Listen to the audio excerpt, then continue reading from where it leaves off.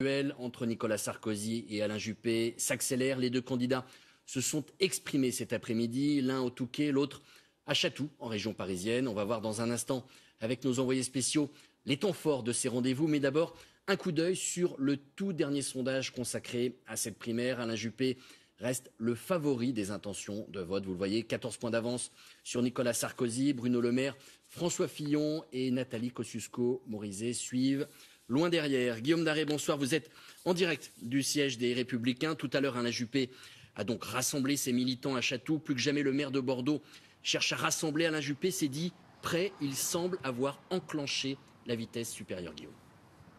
Absolument, Nathanaël, vous l'avez dit, Alain Juppé est pour l'instant, d'après les sondages, le favori de cette primaire et il compte bien le rester. C'est pour ça qu'il a choisi de frapper fort pour cette rentrée politique. On est désormais à moins de 3 mois du premier tour de cette primaire de la droite et du centre et les membres de son entourage, ses plus proches, m'ont confié que désormais Alain Juppé à être plus présent, plus réactif, non seulement pour défendre son projet, mais aussi pour montrer qu'il a vraiment envie de devenir président de la République. Et cela a commencé dès cet après-midi. Regardez notre reportage réalisé avec Pauline Juvigny, Arthur Rousseau et Juliette Cohen-Olivieri. Alain Juppé, tout sourire, sans cravate et en bras de chemise. Voilà, ça vaut mieux qu'un bon discours. Aujourd'hui, c'est sa journée et officiellement, pas question d'évoquer son grand rival. Je ne répondrai plus à aucune question concernant Nicolas Sarkozy. Ce n'est pas mon problème. À la tribune, pourtant, il s'en distingue clairement. Il fixe son objectif comme une critique en creux de Nicolas Sarkozy. Rassembler plutôt que chercher à cliver, rassembler plutôt que vouloir exclure ou stigmatiser, rassembler plutôt que d'exciter les surenchères. C'est pour ce projet que je vais me battre, parce que j'ai la conviction qu'il est bon et que je suis aussi, pardon de ce petit moment d'immodestie, l'homme de la situation. Alain Juppé, opposé à une loi sur le burkini, assume son identité heureuse, mais promet aussi de combattre fermement l'islam radical. Aujourd'hui, pas question de changer de ligne. Juppé, les gens l'aiment comme ça. C'est parce qu'il est solide, c'est parce qu'il est enraciné qu'on aura confiance en lui. Et c'est visiblement bien ce qu'attendent ses militants. C'est un homme qui a des convictions. Il ne dit pas uniquement ce que les gens ont envie d'entendre. Qu'est-ce qui vous plaît dans sa personnalité par rapport notamment à Nicolas Sarkozy ? Il brasse moins d'air et les choses, il est plus discret et je pense qu'il y a plus de sincérité, ça passe mieux. Et à ceux qui lui reprochent ses 71 ans, il rétorque que c'est le plus bel âge pour accéder au pouvoir, se décrivant, je cite, comme serein dans son corps et son esprit. Voilà un discours et un duel à distance avec Nicolas Sarkozy qui s'exprimait devant les jeunes du parti au Touquet. Jean-Baptiste Marteau, bonsoir. L'ancien président a pris la parole en fin d'après-midi, c'est-à-dire après son rival de primaire. A-t-il réagi au discours d'Alain Juppé ? Eh bien, d'une certaine manière, oui, Nathanaël. Nicolas Sarkozy a répondu à Alain Juppé, mais peut-être pas de la manière dont certains pouvaient s'y attendre. Terminer les petites phrases, les surenchères, les provocations qu'on avait pu entendre lors du meeting de Château-Renard jeudi dernier. Nicolas Sarkozy, au contraire, a surjoué l'unité pour ne pas justement laisser le monopole du rassemblement au maire de Bordeaux. Alors, il en a tout de même profité pour délier son programme, notamment sur le burkini. Il demande une loi pour interdire ce maillot de bain intégral. Il a également demandé une loi pour interdire le port du voile à l'université. Et Nicolas Sarkozy n'abandonne pas donc son thème de campagne favori, l'identité, mais il a adressé un message direct aux militants et aux élus du parti. Attention, toute division serait meurtrière, dévastatrice pour la primaire qui s'annonce maintenant dans moins de 3 mois. Je vous propose justement d'écouter le message de Nicolas Sarkozy il y a à peine une demi-heure dans une ambiance surchauffée. Vous savez que la gauche sait se déchirer et se rassembler la veille d'un scrutin. La droite ne sait pas le faire. La droite n'a pas le droit de se déchirer et de se diviser. C'est trop grave, c'est trop dangereux. Les conséquences seront trop lourdes.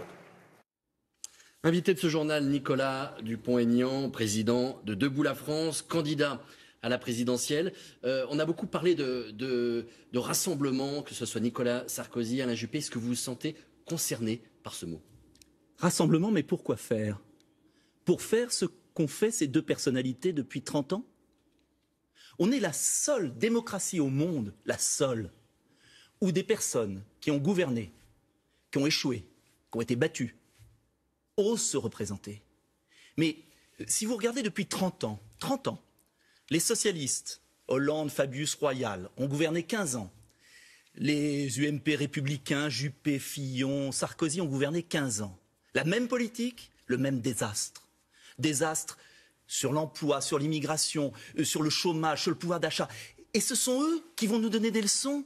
Et ce sont eux qui vont dire aux Français, je reviens, je vais faire la même chose. Alors, hier, Nicolas C'est surréaliste ce qui se passe, monsieur. On va parler de l'actualité un petit peu. Nicolas Sarkozy a demandé hier une loi encadrant le burkini. Alain Juppé, au contraire, ne souhaite pas légiférer. Vous, où est-ce que vous vous situez?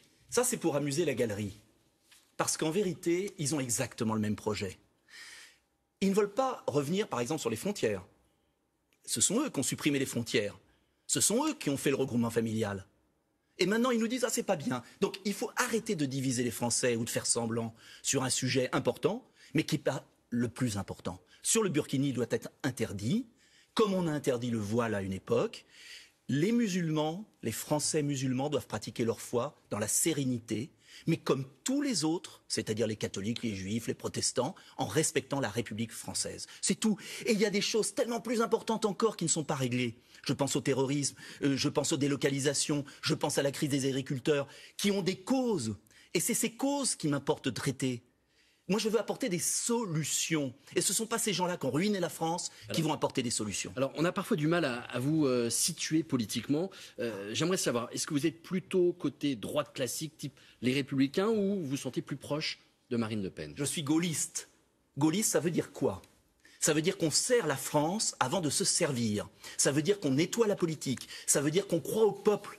Ça veut dire qu'on évite le massacre social. Oui, mais Ça veut dire qu'on a le droit, peut-être, d'offrir à l'élection présidentielle une autre voie, un autre chemin. Et j'en ai assez que depuis des années, on nous enferme dans un dilemme.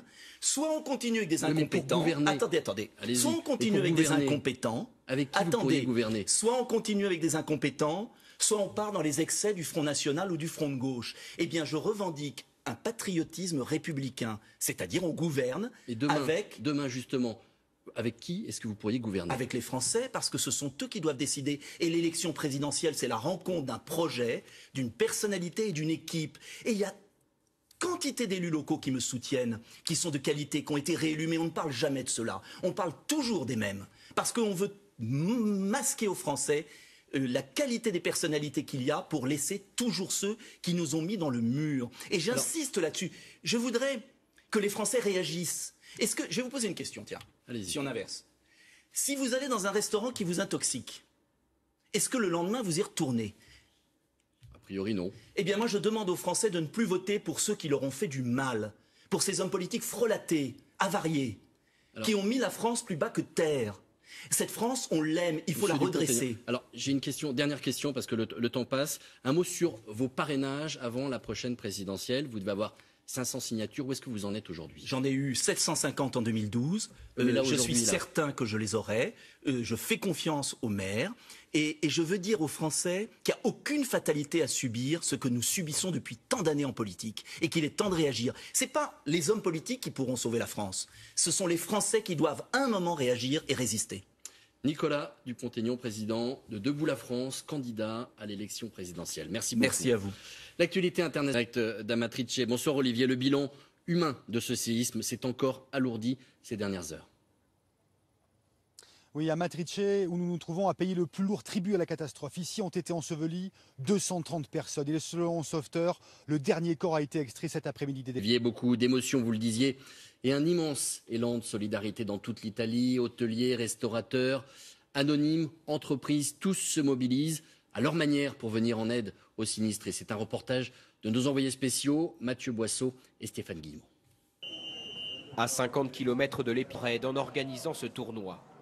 Pour les footballeurs de Pizzoli et dont le petit village a été épargné, aujourd'hui l'important ne se joue pas sur le terrain mais à côté. Avec cette collecte de fonds, plusieurs centaines d'euros pour les sinistrés.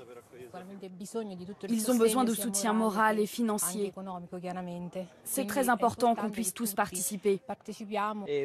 Notre village a été touché dans le séisme de 2009, alors on sait ce que c'est. Partout dans cette région vallonnée, La solidarité envers les communes détruites est impressionnante. À l'hôpital de Pescara, juste après le séisme, il était même difficile d'avancer dans la salle d'attente, devant le nombre d'habitants venus donner leur sang.